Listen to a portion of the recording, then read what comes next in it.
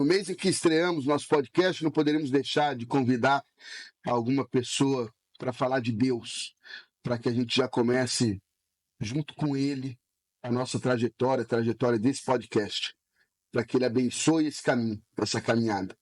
E para isso, hoje, nós temos como nosso convidado, o pastor e presidente Décio Rodrigues.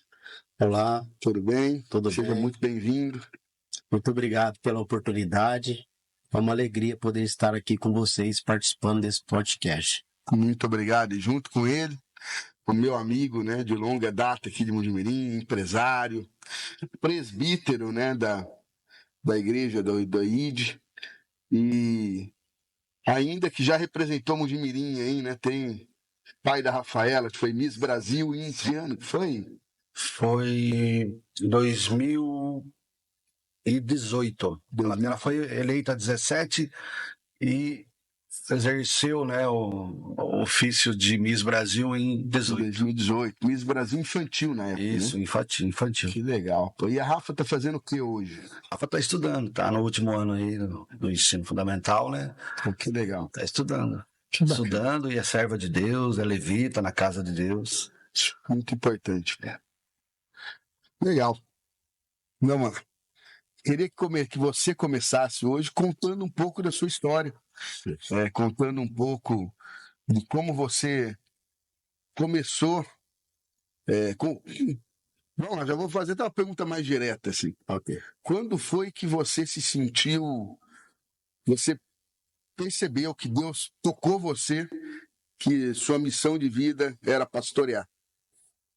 Vamos lá. Eu senti esse chamado de Deus de servir ao Senhor. Foi no ano de 1998, quando eu estava num lugar mais baixo onde um homem poderia chegar. O lugar mais baixo que um homem poderia chegar não é numa calçada, debaixo de uma ponte, mas quando ele está privado da sua liberdade. E eu estive privado da minha liberdade há 5 anos. Durante 5 anos. Durante 5 anos. Perfeito. Exatamente. Durante esses 5 anos, eu estive privado da minha liberdade e me recordo quando eu estava dentro de um calabouço, porque naquele lugar era chamado de pote, né? Onde é conhecido hoje como solitária. Solitária. E ali eu estava condenado a 30 dias de solitária. Já estava condenado a 12 anos e 6 meses pela lei do homem e estava condenado a 30 dias de solitária. E dentro daquele porão, eu andava de cabeça baixa, barbudo, cabeludo, trocando a noite pelo dia, andando, caminhando dentro daquele pote, daquela solitária. E a partir daquele momento eu me vi assim como se alguém conversasse comigo. Ou melhor, como alguém se estivesse conversando com uma outra pessoa. Não era nem com você, não. Não era nem comigo. E aquela conversa, uma voz falou assim: espera aí um pouquinho. Eu ainda tenho uma obra na vida dele. Que forte isso. Exato. Então, dali, eu fui para um convívio, saí daquele pote, fui para um convívio, e no lugar, assim, de muitas trevas, eu vi falar da luz, né? Claro. Que Jesus curava, libertava, transformava, e era algo que eu sempre busquei na minha vida. Eu busquei a liberdade, a felicidade em todos os lugares. Nos bailes, nos cafés, nos bailes, funk, pagode, e até para as drogas, procurando essa tal sonhada liberdade e nunca havia encontrado. Mas quando eu encontrei ela, privado dentro daquele local, quando eu encontrei de verdade, eu abracei a oportunidade e para mim foi como se eu estivesse livre daquele local.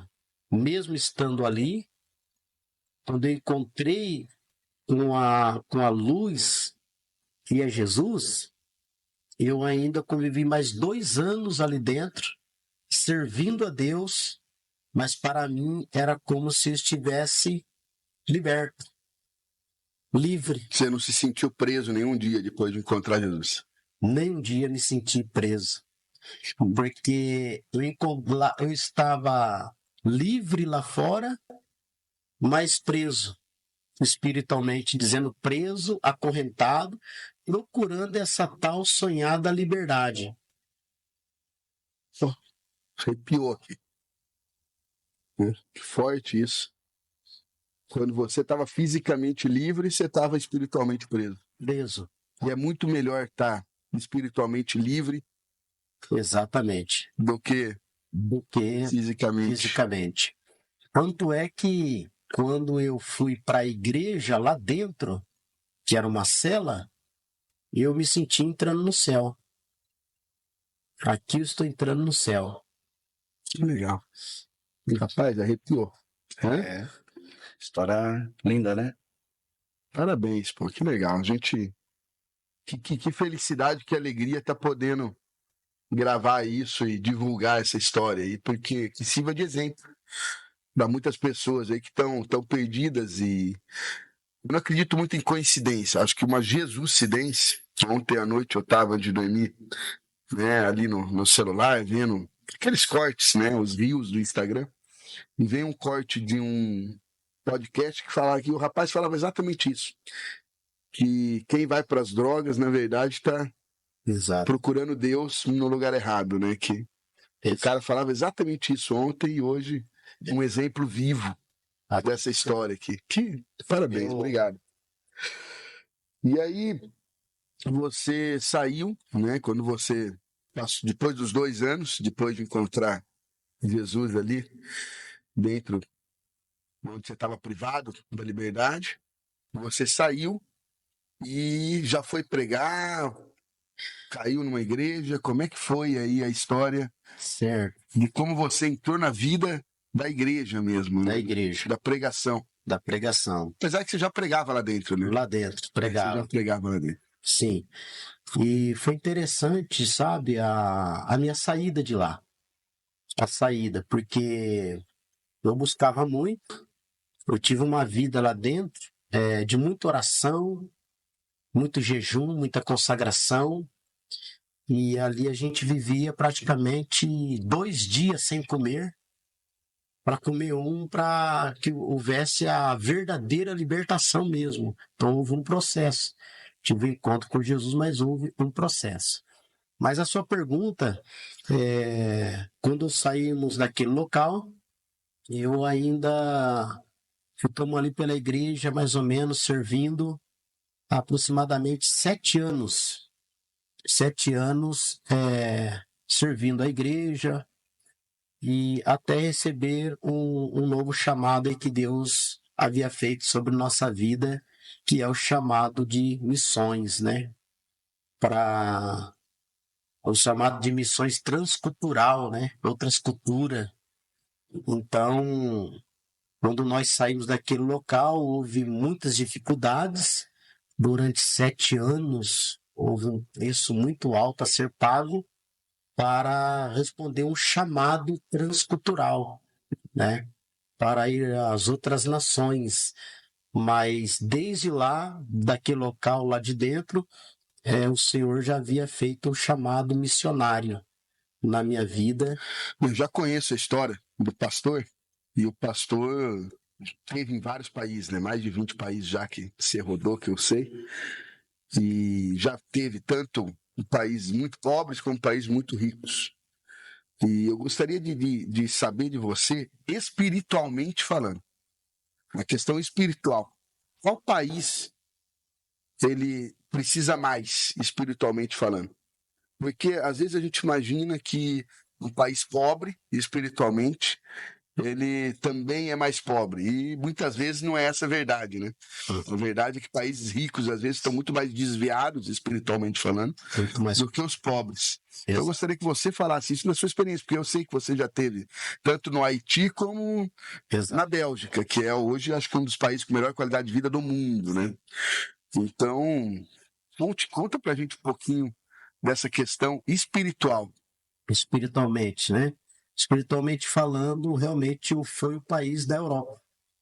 É o continente da Europa, né? Ali foi o país mais difícil, espiritualmente falando, porque ao chegar àquele país, no ano de 2007, o país nos concedeu ali um visto no passaporte, que é uma aliança que existe da Europa com o Brasil, de apenas 3 meses. O visto de turismo, né? O visto de turista. Exatamente. E passando esses 3 meses, então você vive uma pessoa ilegal, aonde existe muitos brasileiros assim. Você se sentiu perseguido em algum momento, não? A todo momento. A todo momento. Por pregar a palavra? Por pregar a palavra, a perseguição espiritual é muito forte, porque hoje na Europa a porcentagem de cristão evangélico é apenas 1%. Pouco, muito pouco. Então a camada espiritual é pesada. O chamado específico mesmo que Deus fez na minha vida no continente da Europa foi no país da Bélgica. Na Bélgica, na cidade de Bruxelas. Então você já percebe aí um pouco o nome Bruxelas por ser conhecido uma parte de bruxarias ali, né? Então é um país muito pesado. Mas eu estive, antes de ir para a Bélgica, eu estive no país da Áustria também, onde todo o país existia apenas uma igreja evangélica. Uma igreja. No país inteiro. No país inteiro. Então, me recordo que quando nós andávamos na rua, a gente colocava a mão na cabeça e começava a expulsar a opressão, né? A opressão era muito forte, né? Então, devido à falta da espiritualidade na vida deles. E ali eu me lembro que eu convivia há 3 meses naquele país, e acostumado aqui no Brasil, as igrejas, portas abertas, né, as igrejas sempre lotadas. E lá eu fui para a missão e não havia ninguém que eu pudesse pregar.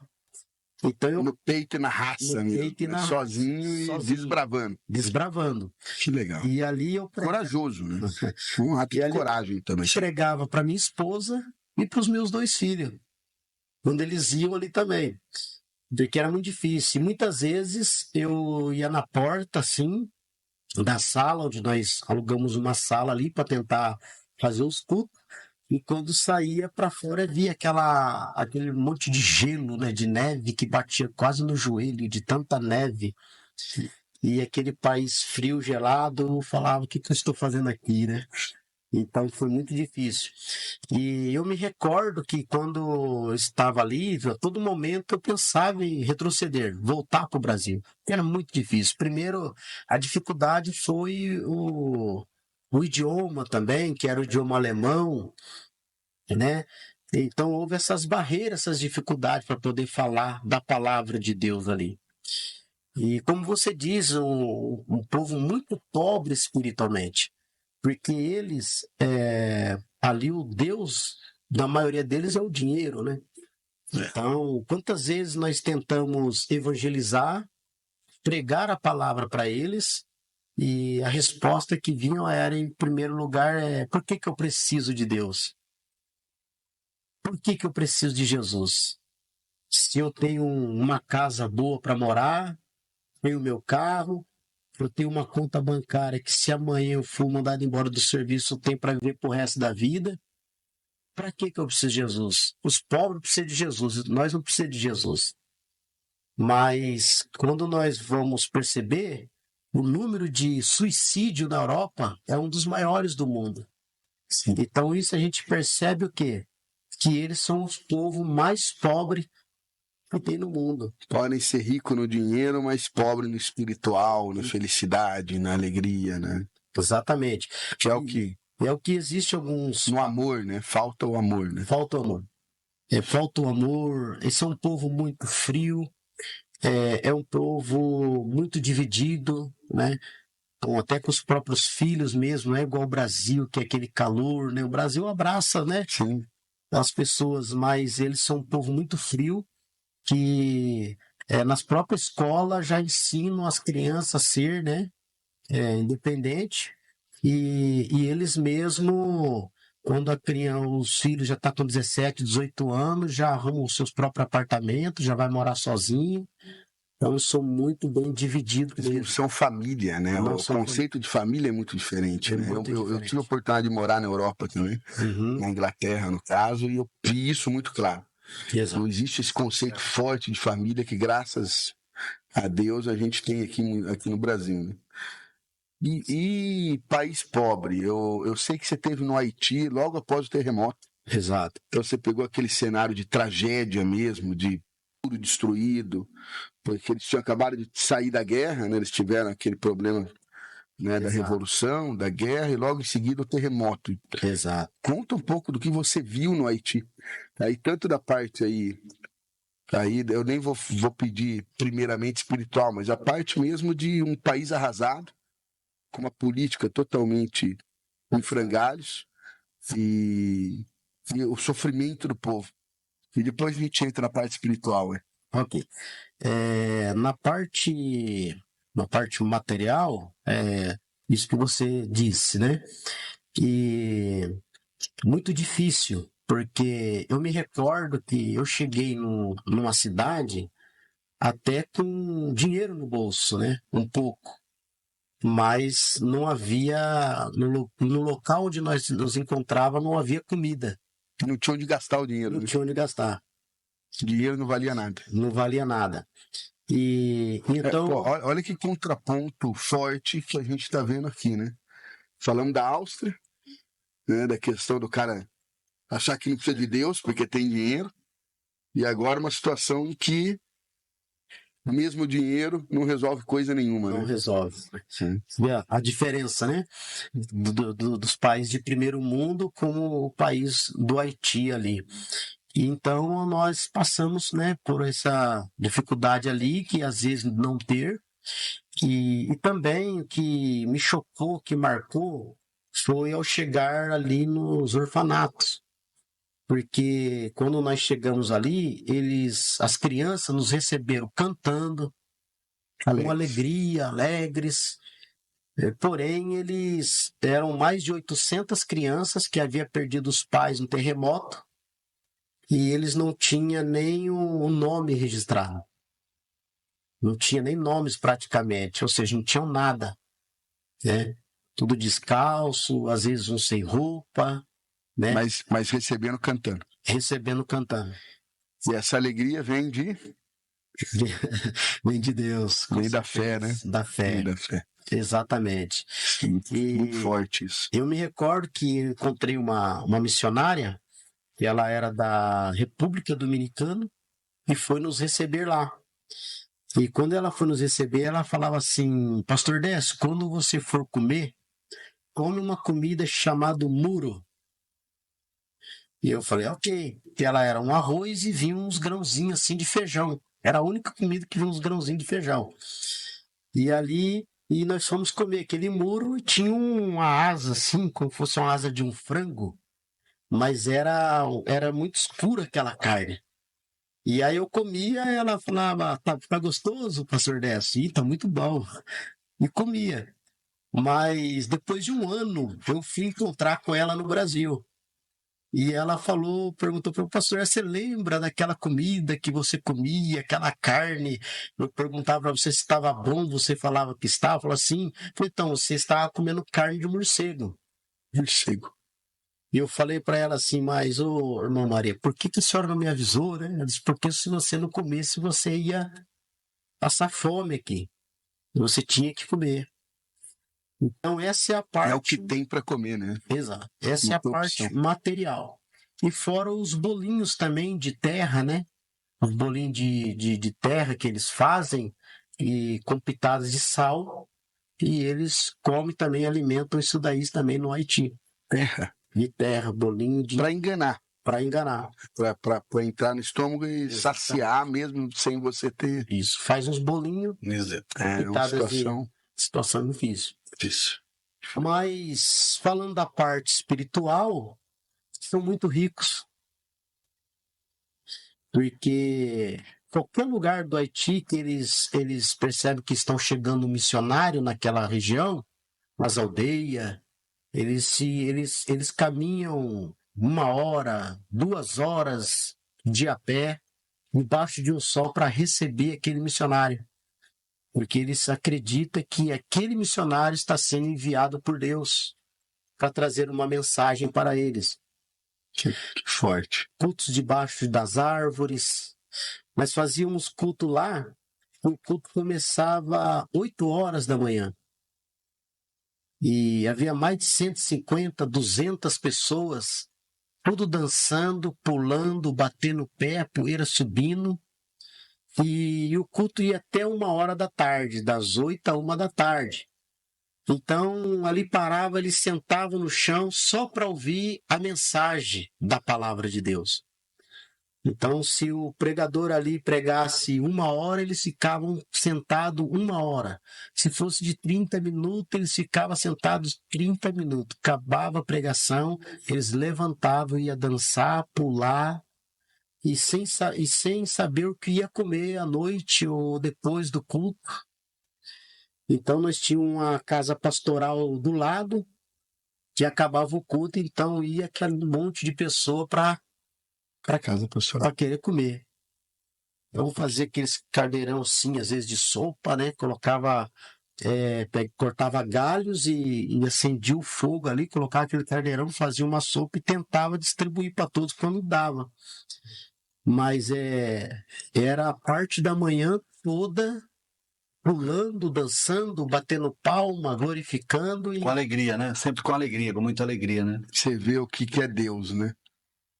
A falta de Deus na Áustria, que você estava contando aqui, o povo com dinheiro, com boas condições de vida, infeliz, alta taxa de suicídio, se matando. E no Haiti, um cenário apocalíptico, logo após o terremoto, muita gente órfã, tragédia, mas com fé e Deus, o povo ainda alegre. Alegre. Isso é Deus na vida da gente, né? Isso é maravilhoso. Maravilhoso. Maravilhoso. E em que momento, pastor, você estava missionário, viajando no mundo, nessa época em outra denominação religiosa? Que momento Deus te tocou para que você montasse, né, a ID, né, a Igreja Cristã Internacional do Evangelho? Certo. A ID, antes de vir o coração de abrir o Ministério ID, nós estávamos nessa denominação e me nasceu assim um desejo no meu coração de trabalhar com dependentes químicos. Porque, como eu falei aqui no início, que eu fui também, então eu queria que todas as pessoas que estivessem na dependência química, em situação de rua, que eles também viessem a sentir o que eu estava sentindo. E então nasceu no meu coração, eu tive a oportunidade, eu sempre falei para Deus que quando eu estivesse no Brasil, eu queria abrir uma casa de recuperação. E não começou como uma igreja, então? Não. Na verdade, começou um projeto social. Um projeto social de resgatar vidas, resgatar pessoas que estavam no fundo do poço, sem esperança nenhuma mais, né?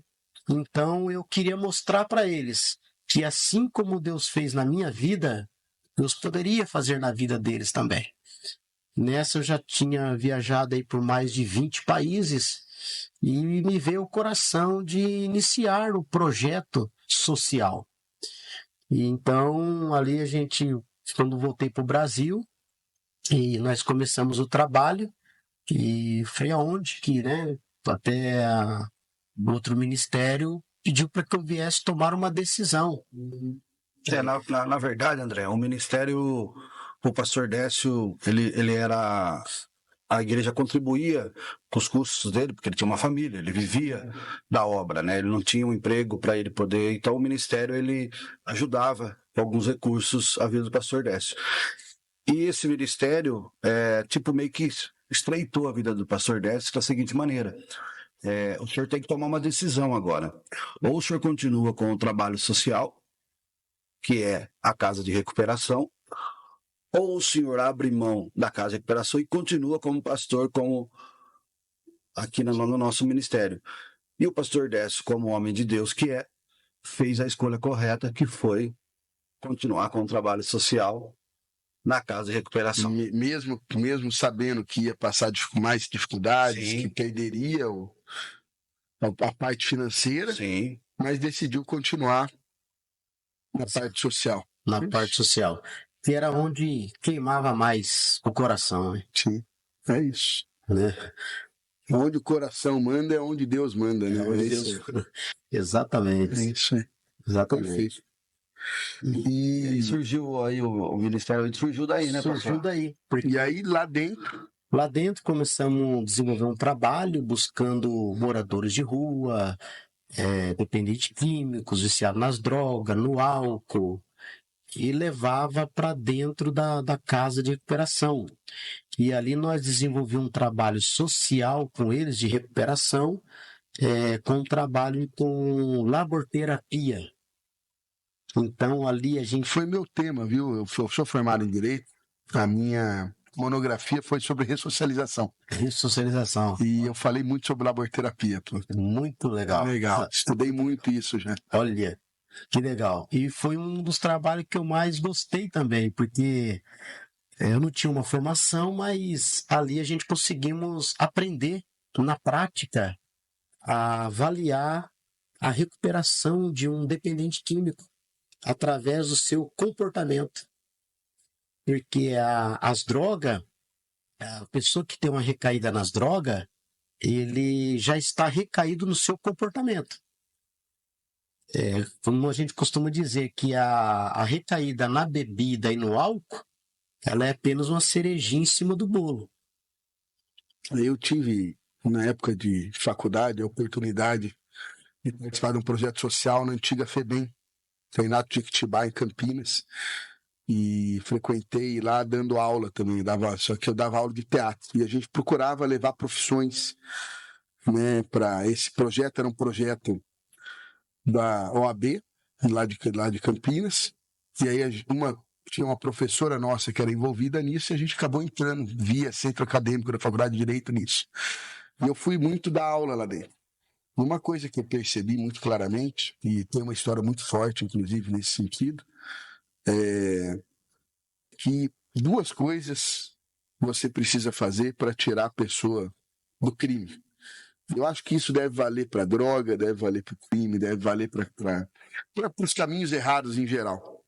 A primeira é ensinar uma ocupação digna, um meio de vida digno, diferente daquele que ele conhece. E o segundo é Deus. Isso eu vi muito claramente. E tem uma história muito bonita que aconteceu comigo, e eu tenho muito orgulho, porque eu dava aula de teatro lá dentro. E teve um menino, um dia eu estava no CA, no Centro Acadêmico da faculdade, e na verdade eu estava na faculdade, né? Um amigo meu me chamou, me achou no pátio, falou: André, tem um menino querendo conversar com você lá no CA. Aí eu peguei e fui lá ver, e era um interno, que já tinha sido solto, e ele estava desesperado lá. Ele foi no CA, e ele foi meu aluno de teatro, e ele pediu ajuda, porque depois que ele saiu, tentaram matar ele 2 vezes. Eu não sabia o que fazer. Na época eu tinha 20, 21 anos de idade, fiquei sem saber o que fazer, levei até a professora, que era essa professora que ajudava a gente, e ela ligou para o pastor, né, que pregava dentro lá da FEBEM, que era o pastor da Igreja Universal na época, e esse pastor pegou esse menino e levou para São Paulo, e deu um emprego para menino na Record. Na Record, e ele até participou daquele seriado Turma do Gueto, não sei se vocês vão lembrar, estou falando de 22 anos atrás, tinha um seriado chamado Turma do Gueto. Ele chegou até a fazer algumas pontas do Turma do Gueto e tal. E é um menino que eu acho que saiu do crime. Eu não acho que acabei perdendo contato depois disso, mas tenho certeza que ele saiu do crime. Porque ele estava muito apegado quando ele veio procurar a gente. Eu não quero voltar. Entendi. E se eu não voltar, eu vou morrer. Exato. Eu estou sendo perseguido. Eu quero uma vida diferente. A Ele recuperação procurou uma vida saída. diferente. E o que fez ele procurar essa vida diferente foi exatamente o trabalho religioso Religioso, que teve lá dentro. que é a base de E eu, indiretamente, pela minha aula de teatro, não vou falar que fui eu que foi o menino, que foi pouquinhas aulas que eu tive lá. Mas ele acabou seguindo uma carreira nesse... Sim. Ele achou um começo de caminho, pelo menos, nessa área, nessa vertente. Isso foi maravilhoso. Isso foi uma coisa que me gratificou tanto, pastor. Mas tanto, que você nem imagina. O quanto eu fiquei feliz quando esse menino me ligou uma vez, depois de alguns meses, tal, para contar que ele estava no Turma do Gueto, para contar que ele estava feliz, que ele estava livre lá em São Paulo. Então eu imagino você que Exato. tantas e tantas e tantas vidas. Eu tô falando de uma, você teve várias, né? Isso é maravilhoso. Os que passaram por nossas mãos ali, André, foram mais de 5.000 jovens. É muita gente. Mais de 5.000 jovens. Tá certo que o número de recuperação às vezes são poucos, mas a gente conseguimos recuperar muitas pessoas. E alguns deles hoje, inclusive, são pastores de igreja. São pastores. Servem a Deus, vivem um compromisso com Deus, que passaram pela casa de recuperação. E também casas que hoje trabalham com casas de recuperação, sim. né? Trabalham com casas de recuperação. Pessoas que passaram por lá, se recuperaram e hoje abriram casas de recuperação e estão dando continuação no trabalho. E então foram muitas pessoas que se recuperaram. E a partir dali também, André, foi onde nasceu o desejo de abrir o Ministério ID, que é a Igreja Cristã Internacional do Evangelho. Porque essas pessoas começaram a se recuperar através da palavra, porque a palavra é a base. É muito importante a terapia, é muito importante o trabalho do psicólogo, é muito importante, né, para a recuperação de uma pessoa. Mas a base é a palavra de Deus, né? Então, a minha recuperação de 5 anos, depois 2 anos, foi a palavra de Deus. Essa foi a minha recuperação. Então, como a gente estava recuperando muitas pessoas, e principalmente a família, porque a família também vira um codependente.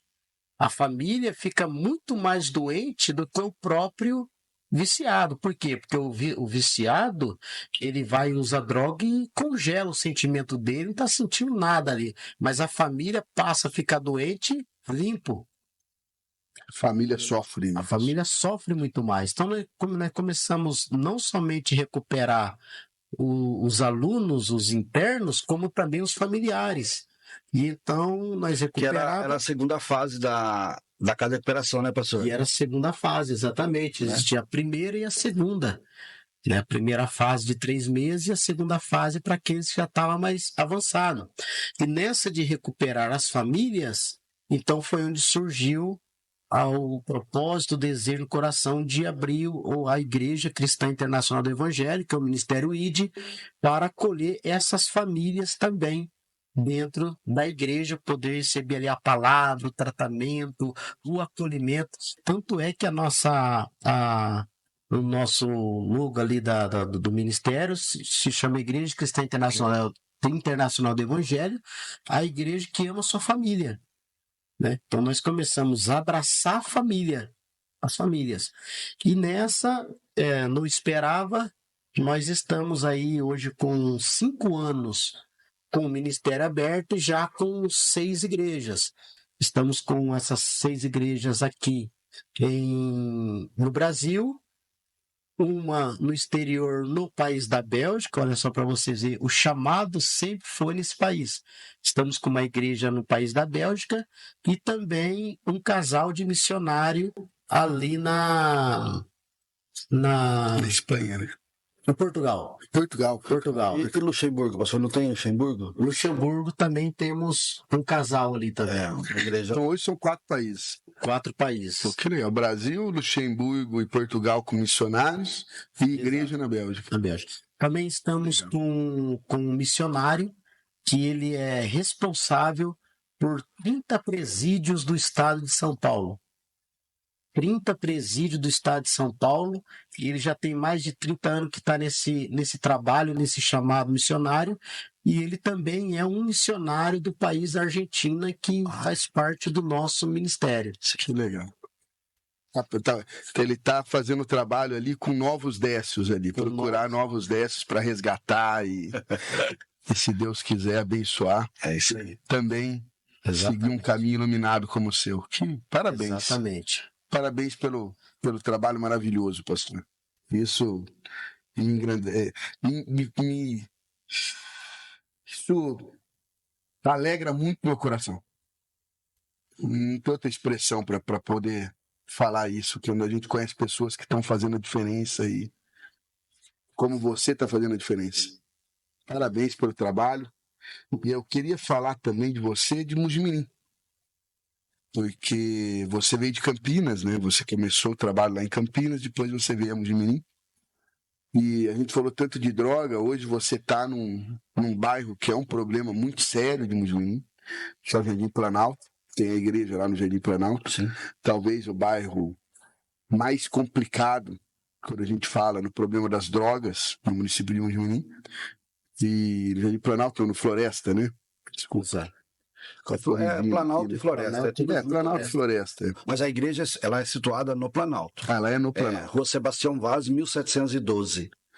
Repete o endereço aí, que aí quem quiser conhecer pessoalmente e ver a potência desse homem aí, já sabe o endereço. Isso, Rua Sebastião Vaz, 1712, Jardim Planalto.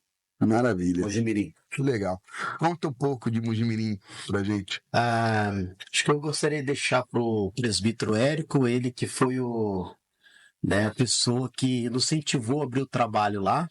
Aliás, conta disso. Vamos voltar um pouquinho. Conta desde quando você conheceu a ID. Quando você conheceu a ID e trouxe para Mojimirim. Conta um pouco disso. Vamos lá, eu vou tentar resumir rapidamente, mas foi assim, ó. Eu pertenci ao mesmo ministério que o pastor Décio foi o missionário que abriu as igrejas no Brasil e no mundo. E nós tínhamos uma vigília mensalmente, onde eu tenho um salão grande, cabia aproximadamente 300 pessoas e nós fazíamos essa vigília lá. E quando o pastor Décio voltou para o Brasil para trabalhar com a Casa de Recuperação, ele era pastor da sede de Campinas, dessa denominação. E aí nós convidamos o pastor Décio, eu não conhecia ele pessoalmente, para ministrar a palavra nesta vigília. Quando chegou o pastor Décio, nós imaginávamos aquele pastor, né, cheio de anel do dedo, todo lindo, todo emperequetado. Não, chegou um homem muito humilde, com um coração, que eu falo sempre para ele que o coração dele é o que você vê externamente. O corpo está por lá de dentro do coração. Eu quero fazer uma correção sua. Chegou um homem lindo lá. Chegou. Mas espiritualmente lindo. Espiritualmente lindo. É isso mesmo. Obrigado. E aí o pastor Décio ministrou a palavra e ali eu passei a ter um convívio próximo do pastor Décio.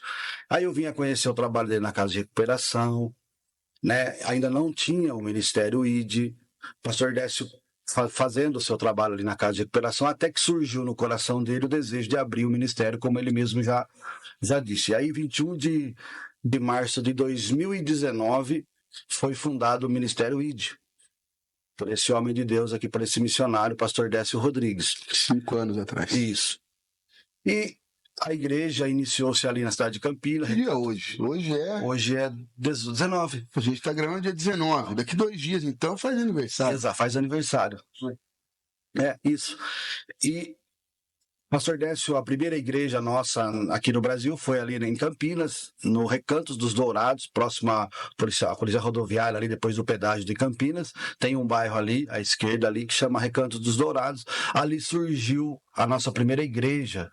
Não, ali não, né, pastor? Foi ali, né? Ali foi a segunda. Ali foi a segunda, perdão.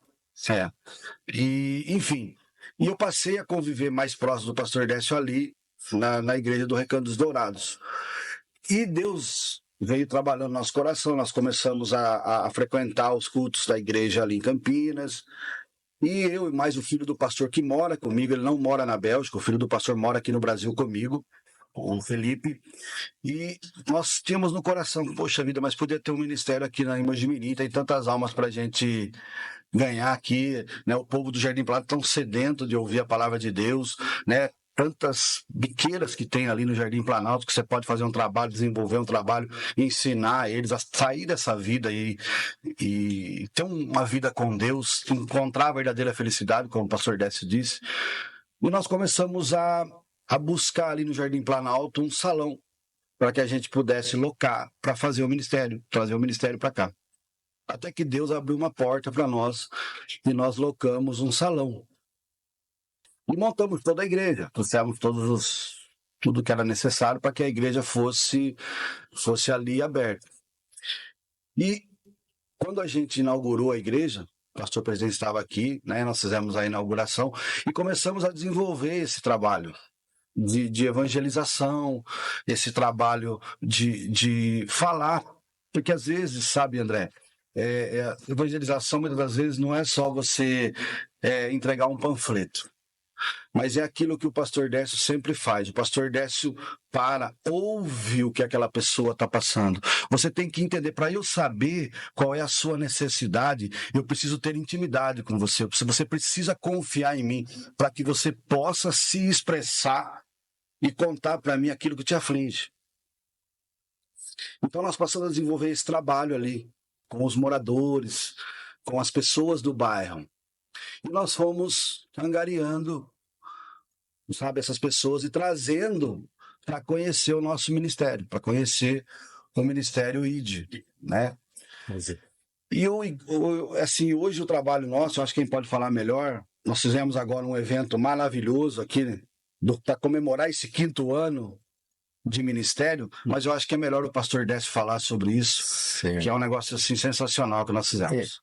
Foi realizado no dia 9 de março agora, dia 9 de março agora de 2014, o 5º ano do aniversário do Ministério ID. E como nós estamos aí em 3, 4 cidades, foi escolhido aqui em Mojimirim. E depois a gente deve pensar, poxa, mas tão longe, só de Campinas e tal, vai ter que deslocar de lá para cá. Mas nós realizamos e houve resultados, porque nós fizemos um evento que deu ali aproximadamente umas 300 pessoas, né? Só dali, da região do bairro ali, umas 300 pessoas, e aonde nós acolhemos ali também 1 quilo de alimento das pessoas que viessem participar do evento para ajudar a própria população.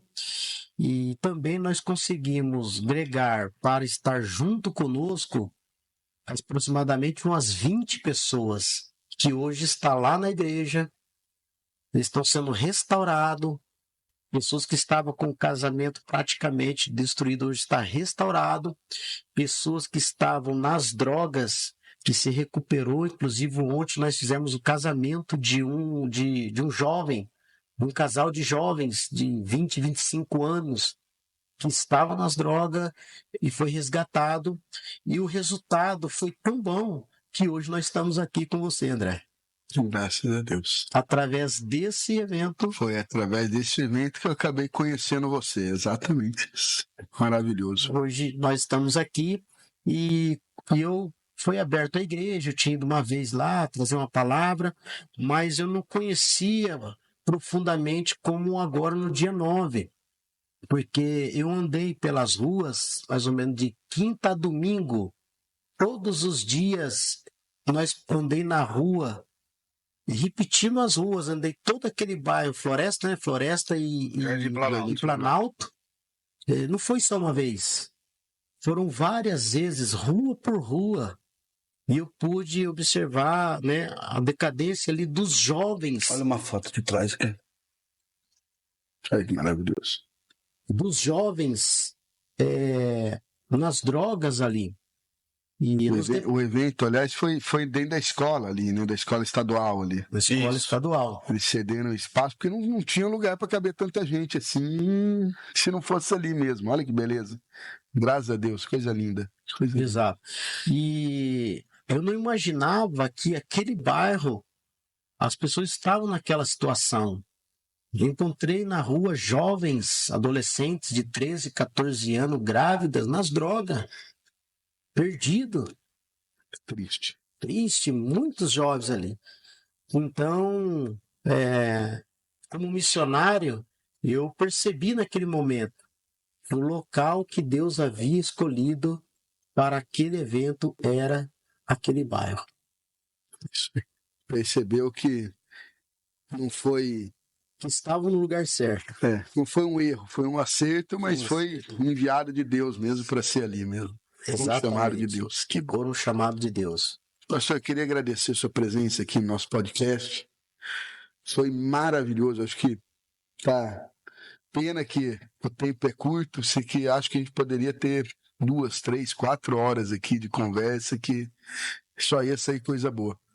Mas antes de terminar, eu quero te pedir uma palavra, uma oração aí para os nossos ouvintes, uma palavra de Deus aí, e depois a gente se despede e termina esse podcast. Ok.